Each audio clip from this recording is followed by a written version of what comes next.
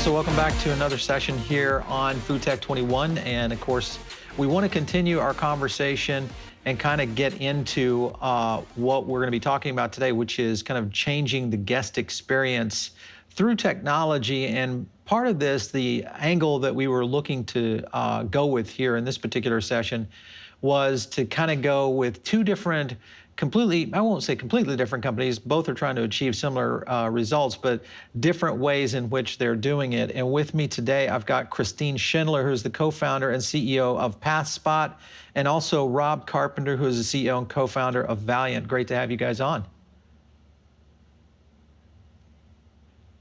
Yeah. FoodTech21 has been a session or a series of sessions. This is our second volume that we've done here on the network. And this was a big callback from our audience there, is that they wanted to see more technology helping operators kind of move to that next level. Just before we get started, just as a reminder to all of you listening in on the live chat, you will be able to interact. Just put your chat questions, whether you're in mobile down below or on the desktop over to your right. You'll be able to ask questions to our team, and we'll be able to kind of follow along. Of course, we'll have links and all that kind of stuff to both PathSpot and Valyant at the end. Let's start with you, Christine, and that is going into PathSpot, a little about what PathSpot does. Sure. So PathSpot is a system that protects food service operations from the threat of dangerous illnesses that are completely invisible to the human eye by tackling that huge issue of hand washing. I'm sure over the past few months, everyone's thought a lot about hand washing. And what our technology does is really tries to create a positive culture around handing by looking at both the components of free and efficacy of every hand in a food service operation. So our product mounts on the wall next to a hand washing sink. Right after a team member washes their hands, they put them underneath the device, flip them over, and it pops up on a screen and instantly tells them if they have harmful contaminants that could make someone sick. The whole process takes less than 2 seconds. And then we take all the data from those hand washes and we give it to management teams so that management or corporate team members can go online and really view who's washing their hands and when and how effectively, in order to identify any gaps that exist in sanitation culture, but also more importantly, to create a positive culture and recognition and reward system around hand washing and hygiene across an establishment. Okay, so how did you get into this? What was kind of the passion to go into, a hand washing technology? It's funny because I know that while everyone's been obsessed with hand washing for the last year, I always joke that our team has been thinking about hand washing constantly for the past 3.5 years, ever since we started this. My background's actually in biomedical engineering, and I studied that along with global and public health. I started my career in the research space in the high, living in the developing world, where I was building low-cost medical tools and technologies for obviously very resource-constricted settings, mostly in the Kilimanjaro region. And when I got back to the US, I started to see all of these public health issues here domestically that I felt like could also really benefit from low-cost medical grade tools and technologies. And one of them at the time was this huge issue of foodborne. I mean, felt like every time you turned on the TV, people were getting incredibly sick, hospitalizations, even deaths from these outbreaks, and started diving into what was in them. It turns out that in restaurant settings, 89% of those are linked to poor hand washing practices. And I felt like it was time for a best practice solution beyond the signs we all know that say employees must wash hands before returning to work. I was iterating algorithms in my apartment bathroom when I isolated the core contaminants causing many of these outbreaks and figured out how to detect them, and started going door to door of restaurants on my nights and weekends. Get up at 6 a.m., knock on doors till midnight and ask people what they thought of something like this. And when every operator I talked about said, these are the things that keep me up at night, I've been waiting for a technology like this for 10 years. I quit my job, sold my car, bought a 3D printer, and started building it. So it's definitely been a surreal past year when we've spent so much time working with operators to try to build the most streamlined hand washing tool and technology possible, and then to wake up and have everyone be talking about this hand washing for preventing the spread of not only COVID-19, but also so many dangerous illnesses that are present in our society. So it's definitely been a journey in becoming obsessed with hand washing, but a journey that I'm grateful to be on. Very cool. I love it. Nice tenacity there in terms of startups, and I always love to hear the startup stories. Rob, what's your background? Kind of tell me how you got started with Valyant. Great name, by the way. Thank you. I appreciate it. We find artificial intelligence can be a little intimidating for people, so we wanted something that evoked security and support. My background, I ran a custom software development company for 7 years, acquired companies in India, London, grew the team to about 30 people. But service-based businesses are really challenging. And so I was looking for a product-based company that I could start. And the initial concept for Valyant was actually holographic employees to help to automate sort of entry-level customer service work. And within 6 months of founding the company, we actually had a prototype. It wasn't a full hologram. We used a digital display, rendered about 5.5 foot tall, fully animated person. She could blink with her eyes and lean in when she's talking. But what we found is when we tried to use existing off-the-shelf conversational AI technology, it just wasn't very good. So think of Amazon Alexa, Google Home, Siri. Those work pretty well for very basic intents, but when you're trying to have a more kind of fully flushed out conversational customer service experience, they just weren't good enough. So I pivoted the business early on, and then we've spent the last almost 4 years now building a proprietary conversational AI platform. Very early on, we knew we wanted to target the restaurant industry. And so where we're at right now is looking at automating drive-through orders in high volume QSR restaurants, and then a lot of the incoming call ahead orders. So you could think about things like pizza locations, burger restaurants, where people still like to call in to place their order. In either that situation or drive-through, instead of having a human pick up the phone, it's basically our computer that sounds exactly like a human. So it'll say, welcome to the restaurant, I'm your automated ordering assistant, order when ready. And then it's able to have a more fully flushed out customer service like conversation. And what we're finding is that by automating that task, it frees up existing labor to focus on other areas of restaurant operations: food preparation, quality control, cleanliness, payment processing, things like that. So it's definitely an area where there's a tremendous amount of interest right now. We've got 7 different companies that we're piloting the technology with, and we're going to be rolling out to customers here in about 2 weeks in Atlanta, Georgia, and then looking to start scaling the technology over the course of the year. Will this be your first deployment? So we had an initial sort of beta version of our product where we were live for a year with a burger restaurant out here in Denver. That was a really good learning opportunity, but we realized we had a ways to go. So we then spent the last year refining and improving the technology. As a point of comparison, when we were live with the other restaurant, we had we referred to them as auditors, kind of behind the scenes. And when the AI was carrying on a conversation with the customer, there would be situations where the AI would have problems and the human auditor would have to fix it. Essentially, in every single conversation we were carrying on during this time period, which was 2019, there had to be some level of human auditor involvement. We're now at a situation where roughly 85 to 90% of all conversations can be handled completely autonomously by the AI without any outside support. And then when there is an issue, we hand it over to call center partners that just finish out the conversation. So it allows us to guarantee 100% automation of that task to the restaurants. But then from a technological perspective, it's essentially a completely sort of revamped and revolutionized version of our technology than what we had previously. Yeah. We've talked to a couple of companies who have kind of gone in this direction with AI customer service bots, and yours, of course, is all voice technology. Curious, when you kind of apply this is for you, Rob, with obviously one of the biggest voice interfaces is the drive-through system. Yep. We are seeing more and more of that, but at the same time, call in orders, and then also, the general issue of takeout, at least for the food service industry, has been, I won't say starting to grow more and more on the direct to consumer, where people are calling a restaurant, placing an order over the phone, those kind of things.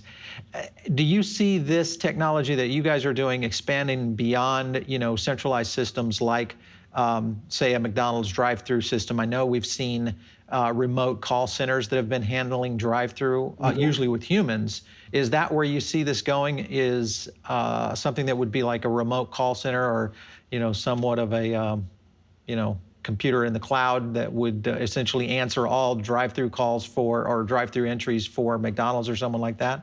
Yeah, that's basically where we're at right now. So it is cloud-based technology. So with our current partners, we do require a decent, consistent internet connection. And that does allow us to then sort of automate and carry on these conversations across the country. A future version of the product, we're going to be looking to actually integrate it directly on site, so that if the internet comes and goes, the AI is still able to carry on a consistent conversation with the customer.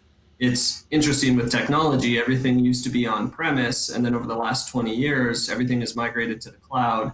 But now we're seeing in certain instances where things need to go back on premise again. And that's one of those areas where I think that's going to be helpful.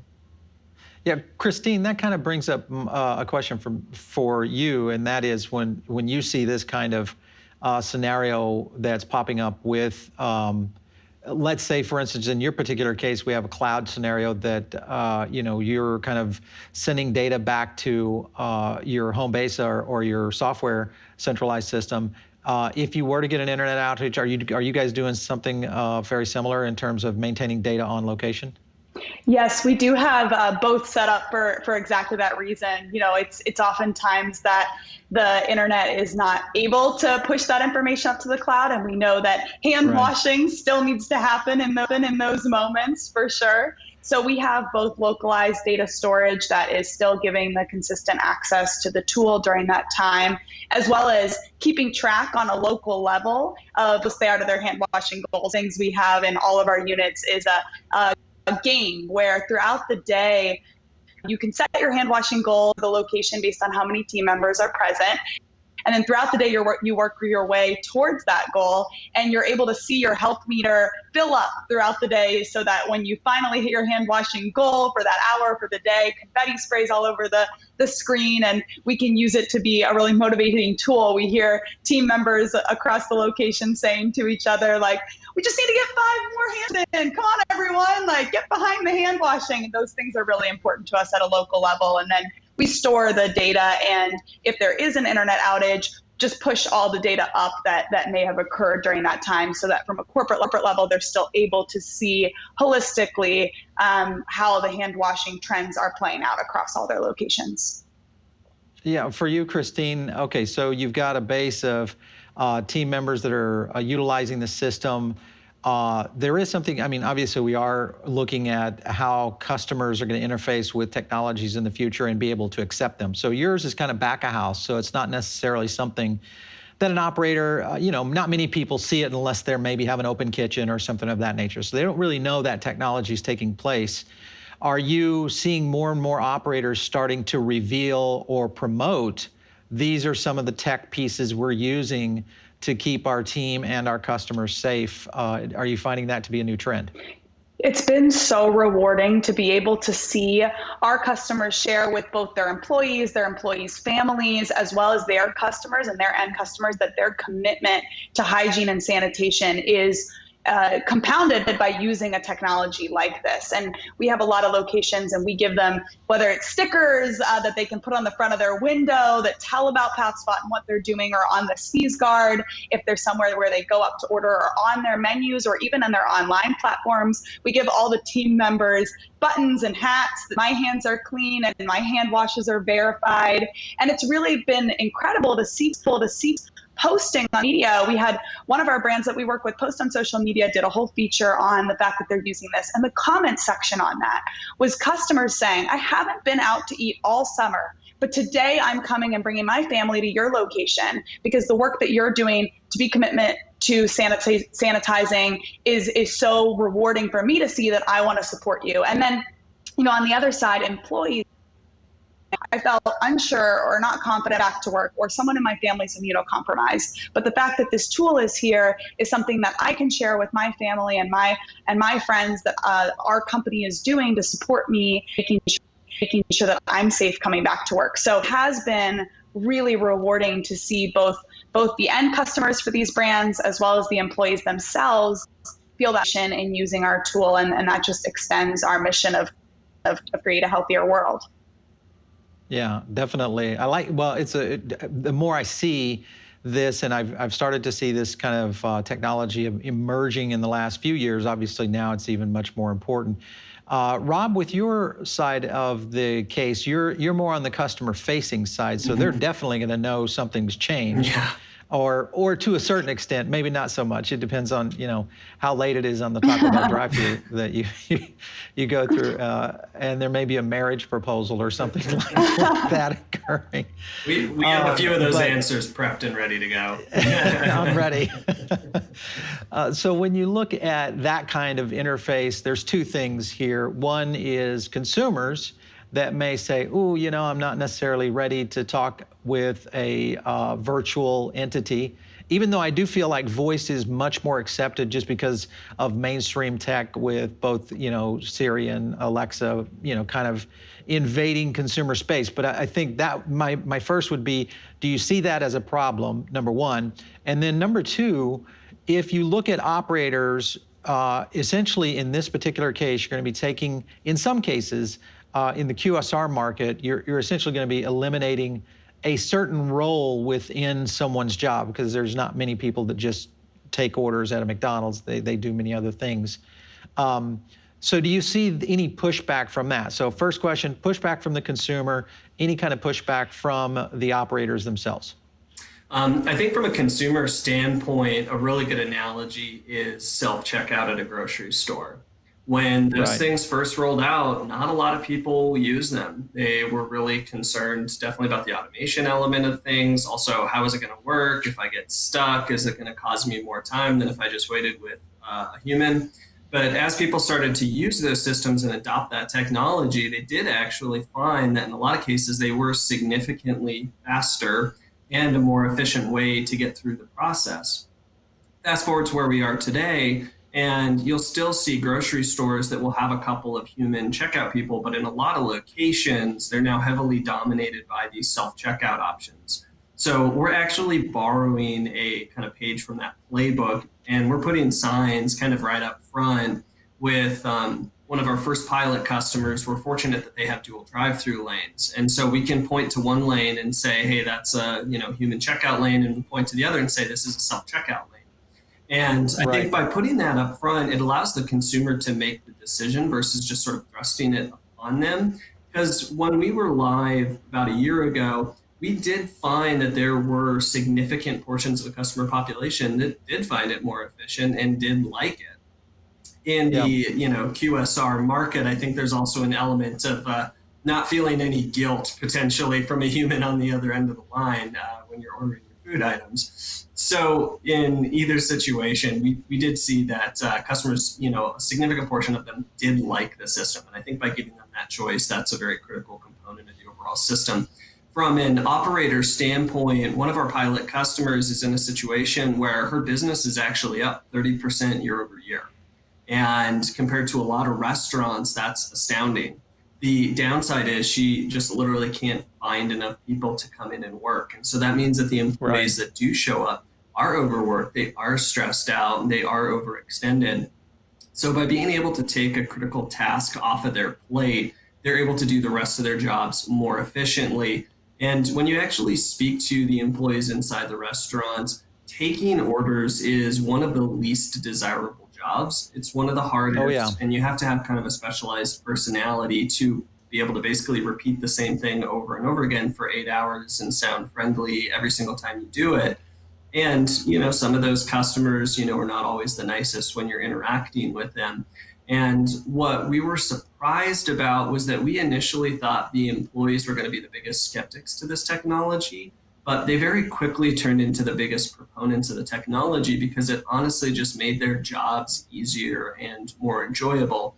And when the employees are happy and the customers are happy, then the restaurant operator is happy.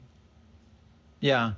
You touched on something that is intriguing to me, and that is when you look at augmented automation, and this is a term that has kind of been, we've had it and discussed it here on the show and here on the network, is that there are technologies that are starting to implement that augment the labor force that's already in place. So it's making them faster, stronger in their particular capabilities of what they're doing, more efficient, et cetera. Productivity starts to rise, all those kind of things. So do you see more and more of those kinds of technologies really kind of finding their way into these use case scenarios? Because your product is definitely really drilling down into one specific problem for the industry. But there are others. There are a lot of other, problems out there that could be solved with more of these advanced techs and still be, somewhat accepted by consumers without, that tremendous pushback that you might get. Do you see that kind of accelerating in the future? Yeah, and it's accelerating right now. I mean, I think that COVID has caused 5 to 10 years of technology acceleration within the industry. Yeah. Look at something like mobile apps that are basically ubiquitous in pretty much every other industry. There are still major restaurant chains prior to the pandemic that didn't have dialed in mobile strategies, and they've had to spend a lot of time. And for some of those restaurants, that was a painful process for them to try to quickly build and launch a high caliber software platform to support the existing industry. We're seeing it within the point of sale system technology, the headset systems, the digital display systems. Look at McDonald's $300 million acquisition of Dynamic Yield to be able to provide intelligent upsell recommendations. We're seeing it with camera technology companies that can identify customers, pull up their favorite orders, eventually integrate that technology into our technology. We'd be able to greet customers by name, remember all of the things they ordered previously. So yes, there is absolutely a massive technology adoption of things that make the on-site experience more efficient, safer, and ultimately more profitable for the industry overall. Yeah. And COVID has rapidly accelerated that process. For sure. Christine, back to you for a second.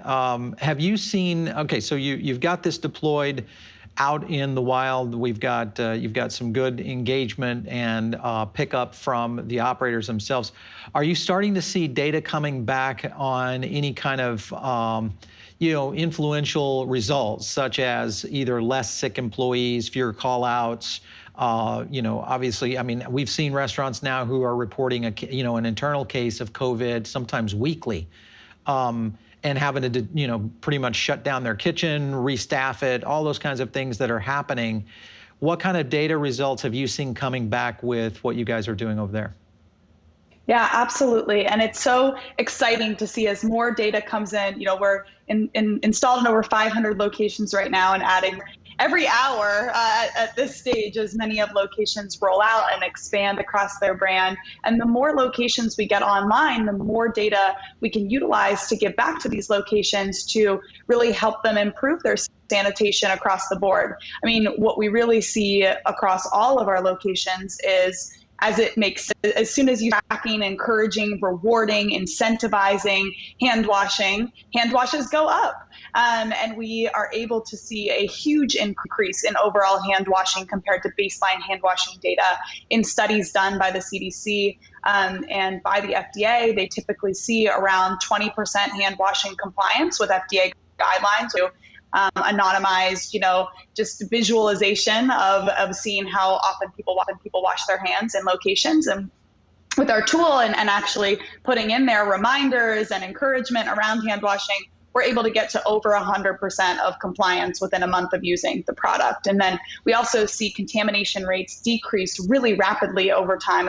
Product. And a lot of that is just because team members, what went through your head when you failed a hand wash, when you had contamination present on your hands?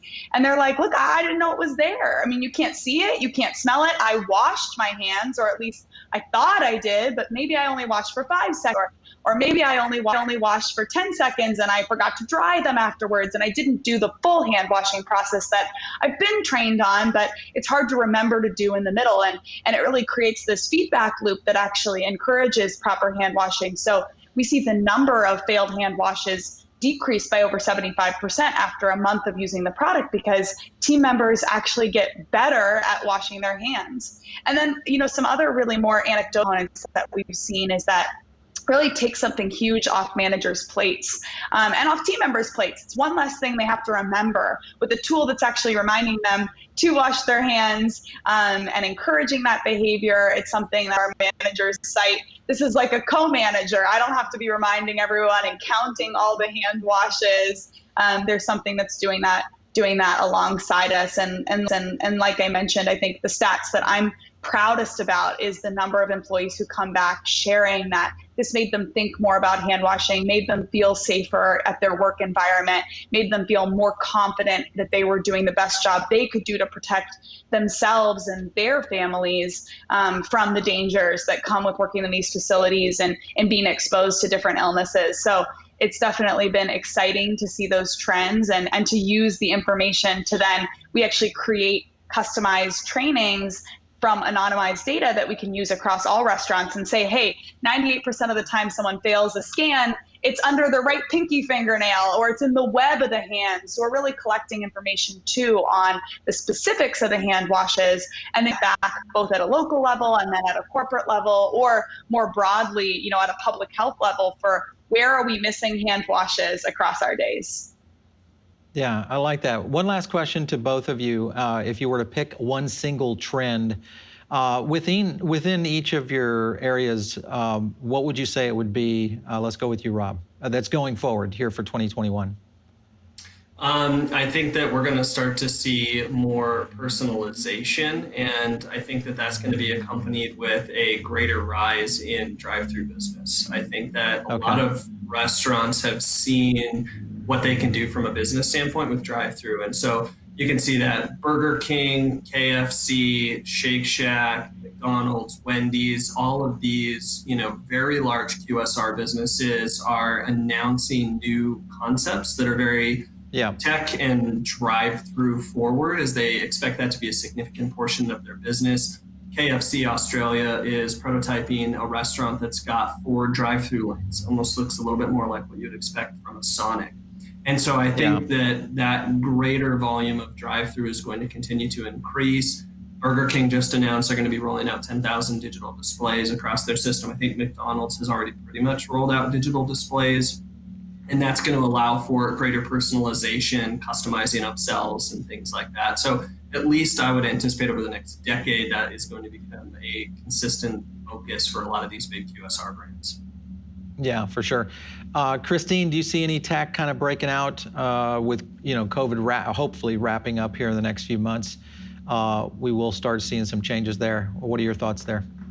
I think across the board, people are more educated than ever before about the transmission vectors of illness. And I think that it's been so inspiring to have people know, understand, and take accountability for public, and that spans far beyond COVID-19, but I think it really shed a light on how illness is transmitted across so many different vectors. And so I think that we're really going to see individuals at an employee level, at a customer level, at a corporate level, across many different industries beyond food service, but especially there, really taking accountability for health and knowing and having knowledge about how they can protect themselves and protect others. And I think that's really a silver lining for me as I look at this and see more brands get enthusiastic, excited, and adopting these technologies and caring about all of these different pieces. I think it will help us be healthier, beyond COVID-19 with being able to so many other illnesses that could make people sick as well. Yeah, for sure. Definitely something that has been moving along, so we're seeing more and more of that. Just the awareness factor is raised so much to the point where we're going to see maybe a lot less sickness out there, and especially in the scenario of transmission of, all the kind of things that you deal with foodborne illness. Those are just that awareness level, I think, is really going to ramp up this year. Christine and Rob, it has been great having both of you on. Excellent work you guys are doing. Stay on it. I think you guys are both onto something. So thanks so much for stopping in on the session today. Thanks so much for having me. It was great having this conversation. Yeah. All right. Guys, thank you so much again for a great session. As you know, we're trying to get as much interaction from you guys out there that are watching this live. Just make sure and hit the chats up for any questions that you might have. And also, if you are looking for assets or information on some of the companies that we are talking to throughout FoodTech21, we will be able to drop those in the chat box with links and PDFs and all that good stuff. So make sure and just monitor that. And again, make sure, if you have not already, we are holding FoodTech21 once a quarter. We'll have another session later in the year. So we're going to be bringing back more technology products and services and companies that have implemented these types of things to kind of help your restaurant industry or your restaurant business kind of leap to the next level. So make sure and stay tuned right here. We'll catch you next time on FoodTech21.